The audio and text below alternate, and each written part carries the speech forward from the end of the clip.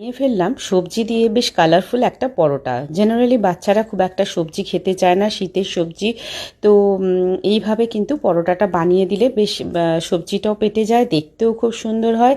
এটা কিন্তু ব্রেকফাস্ট বা ডিনারে দিলে ওদেরও কিন্তু একটা বেশ একটা স্যাটিসফ্যাকশান আসে খাওয়ার সময়। যাই হোক, আর কথা বাড়াবো না। প্রথমে ক্যাপসিকামটাকে বেটে নিলাম, নিয়ে ওটা দিয়ে একটু আটা মাখলাম।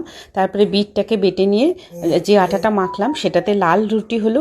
আর কুমড়োটাকে সিদ্ধ করে নিয়ে জাস্ট ওই জলটা ঝরিয়ে একটু নুন দিয়ে আটাটা মেখে নিলাম। দেখতে পাচ্ছ তিনটে কালারের তিনটে ডো হয়েছে। তারপর তিনটে ডোকে একটু টুইস্ট করে নিলাম, নিয়ে ওটাকে ছোট ছোট টুকরোতে ডোয়ের আকারে কেটে নিলাম। নিয়ে জাস্ট পরোটা শেপ করে বা গোল গোল রুটির মতন শেপ করে রুটিও করা যায়, পরোটাও করা যায়। আর এটা কিন্তু আমি তরকারির সাথে সার্ভ করিনি, ওরা কিন্তু সসের সাথেই খেয়েছিল। যাই হোক, এটা কিন্তু রসুনের আচারের সাথেও ভালো লাগে। আর খুব দেখতে যেমন ভালো হয়, খেতেও কিন্তু খুবই ভালো হয়েছিল। আর এরকম কালারফুল হলে যে কোনো বাচ্চার জন্য যদি টিফিন বক্সটা খোলে স্কুলে গিয়ে কতটা ভালো লাগবে ভাবো। আমার তো খুবই ভালো লেগেছে, আমার বাচ্চাদেরও এটা খুবই ভালো লেগেছে।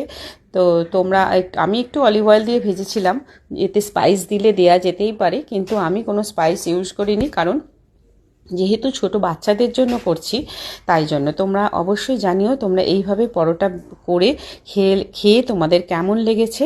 আর তোমরা অবশ্যই কমেন্টস করো, আর আমাকে ফলো করতে কিন্তু ভুলো না। অবশ্যই আমার এই খুশি কিচেনে তোমরা একটা লাইক করে দিও।